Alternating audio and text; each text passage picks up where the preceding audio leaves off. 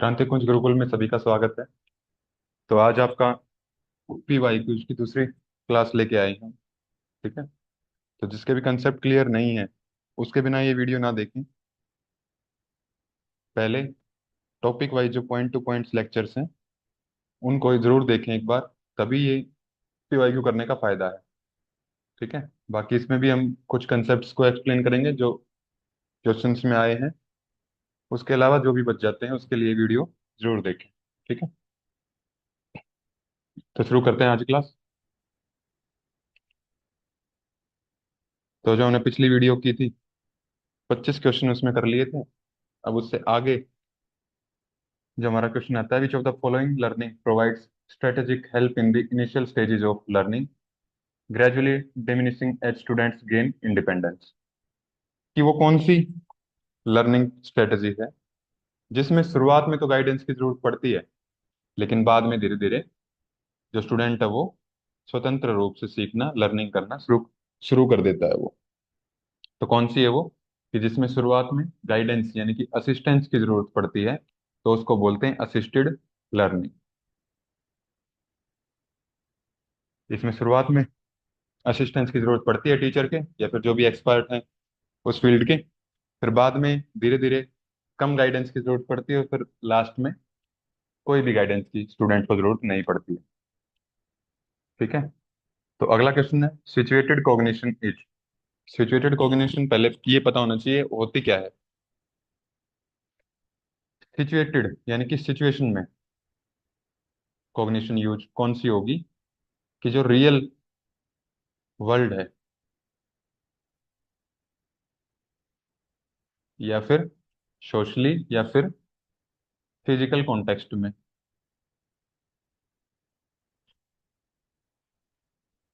जो भी learning shape होती है उसको बोलते हैं कॉग्निशन, सिचुएटेड कॉग्निशन। यानी कि situated cognition means learning is shaped by real world, social या फिर फिजिकल कॉन्टेक्स्ट। तो अब देखते हैं ऑप्शंस में कौन सा मैच करता है हमारा। The idea that thinking is located in social and physical context, not with in an individuals mind. तो सोशल और फिजिकल कॉन्टेक्स्ट में ये काम करती है। तो फर्स्ट ऑप्शन आपका इसमें करेक्ट हो जाएगा। ठीक है। Students GK about the world, ये सिचुएटेड कॉग्निशन नहीं है। ठीक है। फिर इसके बाद आता है आपका इस self regulated learner will have. कि जो सेल्फ रेगुलेटेड लर्निंग होती है उसमें क्या क्या चीजें आती हैं। तो good technical knowledge and access to resources to assess knowledge. कि टेक्निक जो भी टेक्निकल चीजें आती हैं उनके उनका ज्ञान, और जो रिसोर्सेज रिसोर्सेज यूज होते हैं उनका उनके बारे में पता होना। या फिर good attention memory and reflection. ठीक है। तो ये चीज तो आएंगी ही आएंगी, लेकिन जो इसमें बेस्ट आपका ऑप्शन है वो हम चूज करेंगे इसमें। Good attention memory and reflection, appropriate future plans and the skills to implement them. तो future plans self regulated learning में या फिर स्किल्स जो उसमें इम्प्लीमेंट कर सकें तो वो इसमें नहीं होती है, तो ये नहीं आएगा इसमें। ठीक है। नॉलेज अबाउट सेल्फ, खुद के बारे में पता हो। सेल्फ रेगुलेशन में खुद के बारे में पता होता है। सब्जेक्ट का पता हो, टास्क का पता और लर्निंग स्ट्रेटेजी का पता हो। तो इसमें चारों जो आपके एस्पेक्ट हैं कि खुद का ही पता है, क्या पढ़ना है ये भी पता है, कैसे पढ़ना है वो भी पता है, और स्ट्रेटेजी बनाना भी पता है। तो फोर्थ ऑप्शन इसमें बेस्ट ऑप्शन है आपका, तो ये इसका आंसर हो जाएगा। फिर अगला क्वेश्चन है the theory of memory that emphasises the degree to which new material is mentally analysed is known as. Emphasises the degree to which new material is mentally analysed, कि जो नया मटेरियल है वो मेंटली एनालाइज किया जाता है। ठीक है। तो इसको बोलते हैं level of processing. Level of processing क्या होता है? ये थ्योरी सजेस्ट करती है कि जो मेंटल एनालिसिस की डेप्थ है वो कैसे अफेक्ट करती है किसी की इंफॉर्मेशन को। ठीक है। या फिर वो उस इंफॉर्मेशन को याद रखने में कैसे हेल्प करती है। तो ये थ्योरी सजेस्ट करती है। तो लेवल ऑफ प्रोसेसिंग। फिर अगला question, which of the following statement is true for episodic buffer. तो एपिसोडिक बफर के लिए इसमें से क्या सत्य है? एपिसोडिक बफर क्या होता है? ये टेम्परेरी स्टोरेज सिस्टम होता है। Temporary storage system that integrates और कंबाइन, कि जिसमें क्या क्या इंटीग्रेट भी होता है, इसमें कंबाइन होती है जो इंफॉर्मेशन है किस किस से। एक तो फोनोलॉजिकल लूप। फोनोलॉजिकल लूप क्या होता है? कि जिसमें आप वर्बल और ऑडिटरी इंफॉर्मेशन ग्रहण करते हो। वर्बल एंड ऑडिटरी इंफॉर्मेशन, इसको बोलते हैं फोनोलॉजिकल लूप। फिर विजुओ स्पेशियल स्केच पैड, यानी कि जिसमें विजुअल और जो स्पेशल इंफॉर्मेशन है वो आ जाती है इसमें। और फिर लॉन्ग टर्म मेमोरी, कि जो आपकी याद करने की या फिर रिटेन करने की जो पावर है, कि लंबे टाइम तक आप उनको मेमोरी में रख सकते हो, तो वो सारी चीजें इसमें आ जाती हैं। तो फोर्थ ऑप्शन इसमें आपका करेक्ट हो जाएगा। ठीक है। फिर विच of the following depicts semantic memory, कि इसमें से सिमेंटिक मेमोरी के लिए क्या आया है, ये देखते हैं। सिमेंटिक मेमोरी कौन सी होती है आपकी? जिसमें आप फैक्ट, कंसेप्ट और जनरल नॉलेज, फैक्ट्स, कंसेप्ट्स और जो आपकी जीके है, वो इसमें स्टोर होती है जिस मेमोरी में, उसको बोलते हैं सिमेंटिक मेमोरी। तो it is dependent on the persons identity with the past, तो पास्ट से इसका कोई लेना देना नहीं है। Student general knowledge about the world, तो जीके ये है इसका आंसर। ठीक है, बाकी देख लेते हैं बाकी क्यों नहीं है इसके answer. It is the retention of information about the where and when of life happenings, तो ये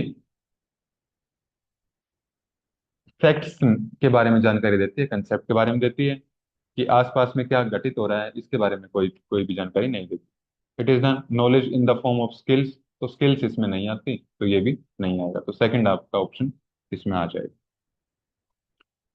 फिर अगला क्वेश्चन है, a phenomenon in which exposure to a word या फिर कंसेप्ट, कि किसी एक वर्ड से या कंसेप्ट से exposure later makes it easier to recall related information, कि मतलब वो वर्ड या कंसेप्ट जिससे बाद में जो मेमोरी है उसको रिकॉल करने में हेल्प मिले, even when one has no conscious memory, कि कॉन्शियसली ना भी ट्राई करे वो फिर भी याद आ जाए वो इंफॉर्मेशन। ठीक है, ऑफ द वर्ड या फिर कंसेप्ट इज कॉल्ड, तो ये होती है आपकी प्राइमिंग। कि मान लिया कोई एक वर्ड या कंसेप्ट आपने आज के टाइम पे बनाया, और 10 साल के बाद अगर उसी से मिलती जुलती कोई इंफॉर्मेशन आपके सामने आती है, तो उस वर्ड या कंसेप्ट को आप रिकॉल कर पाओ, तो इसको बोलते हैं प्राइमिंग। अगला क्वेश्चन है, which type of the interference refers to the difficulty in retrieving material, difficulty हो रिट्राइव करने में due to the interference of previous material, कि जो पहले से मटेरियल मौजूद है या फिर जो पहले से मेमोरी बनी हुई है, वो बाधा उत्पन्न करे नई इंफॉर्मेशन को या फिर पुरानी इंफॉर्मेशन को क्या करने में, रिट्राइव करने में, तो उसको बोलते हैं प्रोएक्टिव इंटरफेरेंस। तो प्रोएक्टिव इंटरफेरेंस क्या हो जाएगी? कि जो ओल्ड इंफॉर्मेशन है वो नई इंफॉर्मेशन की रिकॉल को क्या करे, डिस्टर्ब डिस्टर्ब कर दे, डिसरप्ट कर दे। Proactive interference. ठीक है, दोबारा बता रहे हैं, अगर मान लो आपने, आपके कंसेप्ट क्लियर नहीं है, तो जो पॉइंट टू पॉइंट लेक्चर्स इसके टीचिंग एप्टीट्यूड के डाले गए वो जरूर देखें। ठीक है।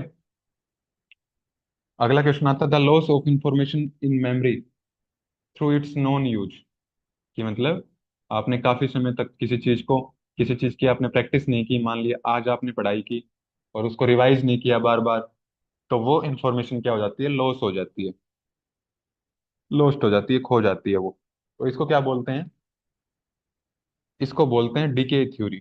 डीके थ्योरी बताती है ये, कि अगर मान लो कोई भी इंफॉर्मेशन है उसकी आपने रिवीजन नहीं किया है, या फिर रिहर्सल नहीं की है तो वो इंफॉर्मेशन रिट्राइव नहीं होगी, वो धीरे धीरे खत्म हो जाएगी। तो डीके थ्योरी बताती है ये। फिर अगला question, difficulty in assessing a memory because of the presence of other information. कि कोई एक पहले से अदर इंफॉर्मेशन मौजूद है, वो क्या करे, डिफिकल्टी, बाधा उत्पन्न करे किसी इंफॉर्मेशन को एक्सेस करने में। ठीक है, तो इसको क्या बोलते हैं, इंटरफेरेंस। जो अभी पीछे किया था प्रोएक्टिव इंटरफेरेंस, उसी की दूसरी लैंग्वेज में बता दी गई। ठीक है, फिर एक ये जनरल एस्पेक्ट आ गया। फिर इंटरफेरेंस का एक टाइप है प्रोएक्टिव इंटरफेरेंस। ठीक है, कि मतलब जो ओल्ड मेमोरी है वो नई इंफॉर्मेशन को एक्सेस करने में रोक दे, उसके प्रोसेस को डिस्टर्ब कर दे, उसको बोलेंगे प्रोएक्टिव। लेकिन जनरली कि ये सारी जो इंटरफेरेंस हैं वो जनरली यही होती हैं कि जो ओल्ड, जो पहले से इंफॉर्मेशन है वो किसी नई इंफॉर्मेशन को एक्सेस करने में डिफिकल्टी करती है, तो उसको जनरली हम बोल देते हैं इंटरफेरेंस। फिर इसके बाद आता है आपका अगला question, which of the following are the components of formative evaluation. तो फॉर्मेटिव इवैल्यूएशन बता दिया था हमने क्या होता है, कि जिसमें क्या हो, use of multiple transactional approaches to address diverse needs of students. तो मल्टीपल ट्रांजेक्शनल अप्रोच यूज होती है इसमें, तो ए इसका सत्य है। Identification of learning goals and tracking of individuals progress, कि बीच बीच में जो टेस्ट लिए जाते हैं उससे क्या होता है, जो प्रोग्रेस है किसी भी स्टूडेंट की वो पता लगती रहती है, तो ये भी इसमें आएगा। Feedback and adjustment and teaching learning process as per the needs of the student. कि मान लिया कोई भी एक यूनिट है, मान लिया 10 यूनिट, 10 चैप्टर्स हैं उसमें, और एक चैप्टर आपने करवाया, उसके बाद उसका टेस्ट लिया, टेस्ट में देखा कि बच्चों का रिजल्ट ठीक नहीं आया है। ठीक है, फिर आपने स्टूडेंट्स के साथ इंटरेक्ट किया, उनका फीडबैक लिया, और जो लर्निंग प्रोसेस है उसमें क्या किया, एडजस्टमेंट की स्टूडेंट्स की जरूरतों के हिसाब से। तो ये भी फॉर्मेटिव इवैल्यूएशन का पार्ट है, तो ये भी इसमें आ जाएगा। Passive engagement of students in learning process, passive नहीं होता, इसमें एक्टिव होगा, क्योंकि जो स्टूडेंट्स और टीचर हैं दोनों को ये फीडबैक प्रोवाइड करता है फॉर्मेटिव इवैल्यूएशन। तो फोर्थ डी ऑप्शन इसमें नहीं आएगा आपका, तो ए बी और सी ये तीनों इसमें आ जाएंगे। अगला क्वेश्चन आता है आपका, which of the following statements are true for criterion reference evaluation, या फिर क्राइटेरियन रेफरेंस्ड टेस्टिंग, यानी कि सीआरटी की बात कर रही हैं। और सीआरटी में आपको पता है कि स्टैंडर्ड सेट होते हैं, उसी के बिहाफ पे पास या फेल डिसाइड होता है। ठीक है, तो अब देखते हैं इसका। तो पहला इसमें, it supports formative and diagnostic evaluation. तो सही बात है कि फॉर्मेटिव एक फॉर्मेट, या फिर जो भी आपकी इवैल्यूएशन है वो भी आता है इसमें। और डायग्नोस्टिक, इसमें पता भी चलता है कि कौन कहाँ पे लाई करता है, उसका लेवल क्या है उस टॉपिक में। To know individual performance in a well defined learning task, कि इंडिविजुअल की परफॉर्मेंस इसमें पता लगती है, इसके विपरीत जो एनआरटी है उसमें पता नहीं लगती। ठीक है, तो इंडिविजुअल की परफॉर्मेंस इसमें पता लगती है, तो ये भी आपका ऑप्शन हो जाएगा। Typically focus on A more specific domain of examine behaviour, कि जो एग्जाम ले रहा है ये उसके उस पर ज्यादा फोकस करता है, तो ये भी क्या है इसका, ट्रू है। To know the relative position, relative position ये सेट नहीं करता है, रिलेटिव जो पोजिशन आती है वो एनआरटी में आती है, नॉर्म रेफरेंस्ड टेस्टिंग। ठीक है, तो ये नहीं आएगा इसमें। To ascertain an individual status, individual का स्टेटस ये बताती है कि उसके कितने परसेंट मार्क्स हैं with respect to a definite achievement domain, कि जो आपने स्टैंडर्ड सेट किया है उसके हिसाब से उसका स्टेटस शो करती है ये। तो ए बी सी और ई, ये आपका ऑप्शन इसमें ठीक हो जाएगा। फिर अगला क्वेश्चन आता है आपका, identify the advantages of computer based learning या फिर ऑनलाइन लर्निंग। तो इसके बेनिफिट्स क्या हैं, एडवांटेज क्या हैं।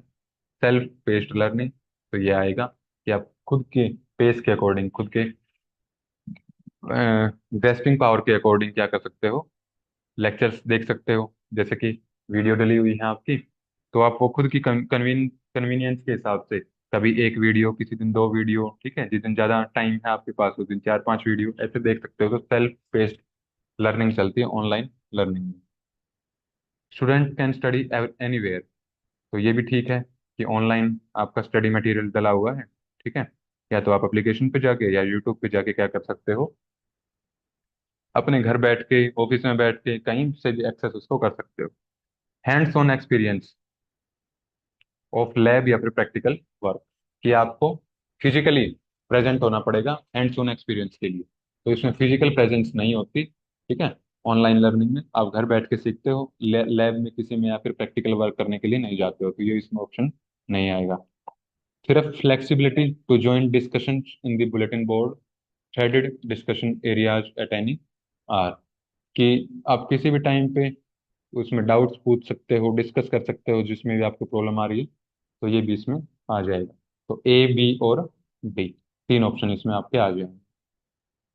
फिर अगला है आपका four, creating mind gaps, mind maps to brainstorm ideas during a class, कि माइंड मैप बनाने के लिए which of the following are the most suitable tools used for this purpose. तो इसमें जो आपका माइंड मिस्टर है ये भी आता है, माइंडोमो ये भी आता है, कोगल, मीरो, पोपलेट, तो सारे ही आते हैं इसमें। तो ए बी सी डी और ई, ये सारे क्या करते हैं, माइंड मैप क्रिएशन में हेल्प करते हैं, या फिर उसी के लिए ये टूल्स हैं ऐसे मान सकते हो, ठीक है। फिर अगला आता है आपका teacher wants to assign a group project, कि एक टीचर है वो एक ग्रुप प्रोजेक्ट देना चाहता है बच्चों को, where students work collaboratively online, कि वो एक साथ ऑनलाइन काम कर सकें, ऑनलाइन एक साथ काम कर सकें, ठीक है। तो ये जरूर ध्यान रखना है इस क्वेश्चन में। ट्रैक देयर प्रोग्रेस, अपनी प्रोग्रेस को ट्रैक कर सकें, एंड लीव कमेंट्स, और बाकियों की या फिर अपने ही जो काम है, वर्क है, उस पर कमेंट्स कर सकें, ठीक है। Which of the following software या फिर applications are most appropriate for this task. तो सबसे पहले आता है इसमें टोर्निटिन। तो एक जो प्लेगरिज्म होती है उसकी डिटेक्शन के लिए सॉफ्टवेयर या एप्लीकेशन है ये, ठीक है, यूज्ड फॉर प्लेगरिज्म डिटेक्शन, यानी कि ये कोलेबरेटिव ऑनलाइन में काम नहीं आएगी, ठीक है। तो ये ऑप्शन आपका एक्सक्लूड हो गया। फिर है गूगल डॉक्यूमेंट्स। गूगल डॉक्यूमेंट्स एक ऐसी एप्लीकेशन है कि जिसमें मान लिया सबकी मेल आईडी अगर अटैच कर दें तो सभी एक साथ उस पर काम कर सकते हैं, ठीक है। सभी एक साथ उसमें अपडेट कर सकते हैं, सभी एक साथ उसमें डाटा ऐड कर सकते हैं, डिलीट कर सकते हैं, ठीक है। और जो भी जिसने चेंजेस करेगा उस डॉक्यूमेंट में उसको भी ट्रैक कर सकते हैं, कमेंट्स भी छोड़ सकते हैं। तो गूगल डॉक्यूमेंट्स आपका आ जाएगा इसमें। फिर एक क्विज। क्विज में क्या होगा कि ये क्विज बस जो होती हैं ये असेसमेंट के लिए, यूज फॉर असेसमेंट, ठीक है। तो ये किसी भी कोलेब्रेशन में हेल्प नहीं करती हैं क्विजेज, बस जो अपनी अपनी जो असेसमेंट है वो स्टूडेंट्स इससे कर सकते हैं। तो क्विजेज इसमें एक्सक्लूड हो गए। फिर है ट्रेलो। ट्रेलो का क्या मतलब है, ये वो सॉफ्टवेयर है जिसमें आप, स्पेशली इसीलिए बनाया गया है ये कि जिसमें प्रोग्रेस को ट्रैक कर सकें, ट्रैक प्रोग्रेस, और जो भी टास्क हैं उनको असाइन कर सकें, असाइनिंग टास्क, और जो भी ग्रुप वर्क है उसको ऑर्गेनाइज कर सकें। कुल मिला के जो ग्रुप में जो कोलेब्रेशन में जो भी चीजें काम आएंगी स्पेशली उसी के लिए डिजाइन किया गया है ये, ठीक है। तो ये भी इसमें आ जाएगा। तो बी और डी, थर्ड ऑप्शन आपका इसमें करेक्ट हो जाएगा।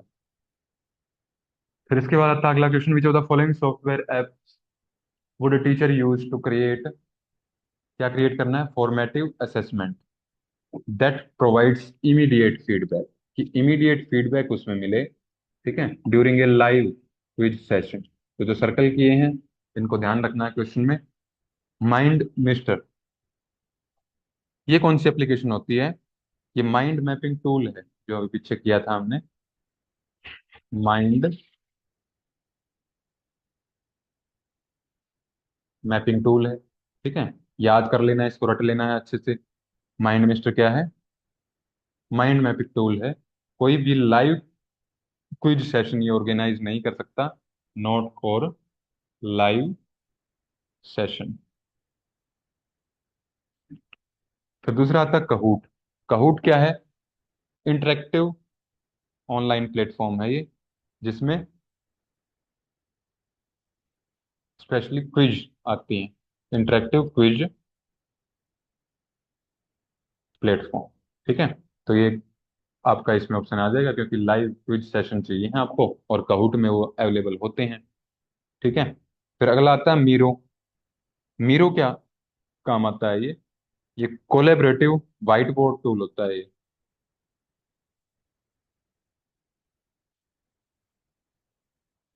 व्हाइट बोर्ड टूल, ठीक है, जिसमें आपके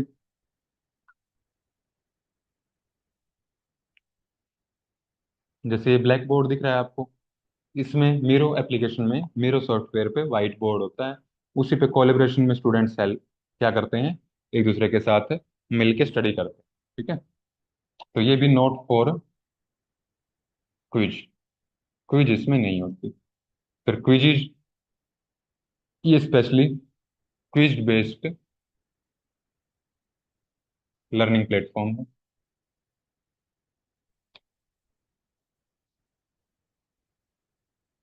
ठीक है, तो आपका बी और डी, ये आज फर्स्ट ऑप्शन करेक्ट हो जाएगा। तो अगला क्वेश्चन आता है आपका, which of the following are most suitable tools for creating interactive teaching and learning material. कि जिसमें क्या हो, क्रिएटिव इंटरेक्टिव टीचिंग हो, इंटरेक्शन कर सकें टीचर और स्टूडेंट, और लर्निंग मटेरियल हो। तो कौन सी आएंगी इसमें एप्लीकेशन? तो सबसे पहले आता है इसमें जेनेली, इस ये होती है, ये याद कर लेनी है, लर्निंग गैप्स .org, ये भी आती है। इंटरएक्टिव, इसमें भी इंटरेक्ट कर सकते हैं। H5P, ये भी एक इंटरेक्टिव सॉफ्टवेयर होता है। और एजुका एजुका प्ले, ये भी क्या होती है, एक इंटरेक्टिव टीचिंग एप्लीकेशन है, सॉफ्टवेयर। ठीक है, तो सारे ही आ जाएंगे इसमें, तो A B C D और E, याद कर लेना है इनको। ठीक है, कि जो क्रिएटिव इंटरेक्टिव टीचिंग, क्योंकि बहुत सारे सॉफ्टवेयर होते हैं, बस आपने नाम नाम याद कर लिए तो नाम नाम में आपका काम चल जाएगा, उनके यूज आपको याद होना जरूरी नहीं है। ठीक है, नाम नाम अच्छे से रट लेने हैं इसके, कि कौन सा सॉफ्टवेयर किस काम आता है। फिर इसके बाद आता है आपका, teacher is looking for a learning management system, LMS, that can integrate with multiple assessment tools. Integrate कर सकता है वो बहुत सारे असेसमेंट टूल से, और ट्रैक कर सकता है स्टूडेंट की प्रोग्रेस। तो which platform is best suitable for this? तो इसके लिए हमने लेक्चर में देख लिया था ये, कि मूडल होता है। ठीक है, तो ये बेस्ट LMS क्या होता है, सॉफ्टवेयर होता है, बेस्ट LMS प्लेटफॉर्म है ये मॉडल। और फिर इसके बाद अगला क्वेश्चन आता है आपका, which of the following tools are more suitable for creating videos? कि जिसमें आप वीडियो क्रिएट कर सकते हो टीचिंग के लिए और लर्निंग के लिए। तो इसमें कौन से आ जाएंगे? कहूट आपने देख लिया था, कि इंटरेक्टिव क्विज प्लेटफॉर्म है ये। ठीक है, एड पजल, तो ये इसमें सॉफ्टवेयर आता है जो वीडियो क्रिएट करने में हेल्प करता है। इसमें क्या कर सकते हो आप, ये बहुत अच्छी एप्लीकेशन है, कि जो वीडियो है, पहले से जो वीडियो है इसमें, उसमें आप एडिटिंग कर सकते हो, और उसमें आप क्वेश्चन भी ऐड कर सकते हो।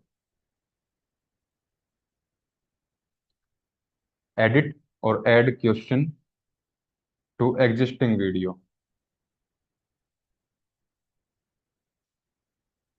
इस प्लेटफॉर्म पे कर सकते हो आप। Screencast-O-Matic, Screencast-O-Matic का मतलब होता है, ये क्या करती है, स्क्रीन को रिकॉर्ड करती है। तो स्क्रीन को रिकॉर्ड करती है पहली चीज, और दूसरा, ऐसा नहीं है कि इसमें बस वीडियो आएगी, तो इसमें वॉइस भी आती है, तो यानी कि, और जब ये रिकॉर्ड हो जाएगी तो प्रॉपर एक वीडियो बन जाती है ये। ठीक है, तो वीडियो क्रिएटिंग सॉफ्टवेयर है ये भी, वीडियो क्रिएटिंग टूल है, तो B और C ये भी आ जाएगा। माइंड मिस्टर हमने देख लिया था, क्या है ये, माइंड मैपिंग टूल है, तो ये इसमें नहीं आएगा। जेम बोर्ड ये भी इसमें नहीं आएगा, तो बी और सी आएंगे इसमें। ठीक है। अगला क्वेश्चन आता है इसमें, which of the following tools can be used to create a virtual science lab experience. कि वर्चुअल साइंस लैब कि मतलब घर बैठे आप लैब का एक्सपीरियंस ले सकते हो, कि आप लैब में बैठे हो, तो उसके लिए कौन से टूल्स बनाए गए। तो इसमें आपको पता है कि काहूट नहीं है। ठीक है। टोर्निटिन ये भी हमने देख लिया पीछे, क्या काम आता है ये, प्लेगरिज्म के डिटेक्शन के लिए आता है, ये भी नहीं है। और आपका पैडलेट, पैडलेट भी इसमें नहीं आएगा। तो एक तो नाम से ही पता लग रहा होगा कि लैब एक्सपीरियंस, तो लैबस्टर तो आएगा ही आएगा। ठीक है। और दूसरा इसमें आ जाएगा आपका PHET साइमुलेशन, पेट साइमुलेशन। ये क्या करती है, दोनों करती है, साइंस के भी और मैथ के भी, दोनों साइमुलेशन को ये इंटरेक्टिव प्लेटफॉर्म प्रोवाइड करवाती है। Offers interactive science and math simulation. ठीक है। तो आपका बी और डी, फोर्थ ऑप्शन इसमें करेक्ट हो जाएगा। फिर अगला क्वेश्चन आता है इसमें, a teacher wants to create a collaborative learning environment. Collaborative learning environment एक टीचर को बनाना है, where students can prepare an assignment, कि प्रिपेयर कर सकें with the help of each other in a shared document in real time. तो shared document in real time, ये पहले भी आपका क्वेश्चन आ चुका है, तो क्या होता है इसके लिए, गूगल डॉक्यूमेंट। ठीक है। तो अगला क्वेश्चन आता है इसमें, while delivering lectures for an advanced physics course through स्वयं, कि आप स्वयं पे फिजिक्स के कोर्स का लेक्चर ले रहे हो, विच of the following strategies could be helpful for self discipline and regular attendance. तो एक तो सेल्फ डिसिप्लिन मेंटेन हो जाए और रेगुलर अटेंड करे बच्चे क्लास, उसके लिए क्या कर सकते हैं इसमें, incorporate regular quizzes and peer assessment, की रेगुलर क्विज ऑर्गेनाइज कर सकते हैं इसमें। ठीक है। जिससे क्या होगा, बच्चों का इंटरेक्शन बना रहेगा। पीयर असेसमेंट कर सकते हैं, कि एक दूसरे के साथ उनको पीयर असेस करें एक दूसरे के। तो ए ऑप्शन इसमें आ जाएगा। Shift entirely to face to face teaching method, कि जब ऑनलाइन स्वयं एक ऑनलाइन लर्निंग प्लेटफॉर्म है, तो इसमें face to face teaching method नहीं हो सकती, तो ये इसमें नहीं आएगा। Introduce live sessions to encourage real time interaction, कि मतलब बच्चे भी अपने डाउट्स जो हैं वो पूछ सकें, साथ के साथ क्लास में क्लास चल रही है, टॉपिक चल रहा है, उसके साथ के साथ आपके बच्चे रियल टाइम में, टाइम क्लास चल रही है उसी टाइम अपने डाउट्स भी पूछ सकते हैं। तो ये भी इसका स्वयं का फायदा है। ठीक है। जैसे कि हमारी क्लासेज होती हैं पूरी इंटरेक्टिव होती हैं, कि बच्चों को जो भी डाउट्स आता है उसी टाइम वो पूछ लेते हैं, कि जिससे बाद में जब वो रिवाइज करते हैं अलग से पूछने की जरूरत नहीं पड़ती फिर उसमें। फिर अगला आता है, use gamified elements to keep students engage, कि कुछ मतलब क्विज ऐसे बना दी गेम की टाइप में, कि सोल्व करते जाएंगे तो उनका लेवल इंक्रीज होता जाएगा क्विज का। तो ये भी कर सकते हैं, जिससे जो डिसिप्लिन है वो भी मेंटेन रहे और रेगुलर अटेंडेंस भी हो जाए। तो ए, सी और डी, फोर्थ ऑप्शन इसमें करेक्ट हो जाएगा। फिर अगला क्वेश्चन आता है, दो स्टेटमेंट दी गई हैं आपको, और इसमें ट्रू और फॉल्स बताना है आपको कौन सी है। The purpose of ICT intervention in classroom, ICT की इंटरवेंशन क्लासरूम में, classroom teaching is to promote and optimise learning outcomes. तो सत्य बात है कि जो टेक्नोलॉजी का यूज किया गया है क्लासरूम टीचिंग में, वो क्या किस लिए, कि प्रमोशन के लिए, कि जो बच्चों की लर्निंग है उसको प्रमोट किया जा सके और उनका जो आउटकम है वो बेहतर हो सके। तो पहली स्टेटमेंट आपकी ट्रू है। दूसरी स्टेटमेंट को चेक करते हैं, statement two, most of the online methods like Swayam and MOOC, massive open online courses, have the potential to become effective supplements to conventional teaching learning system।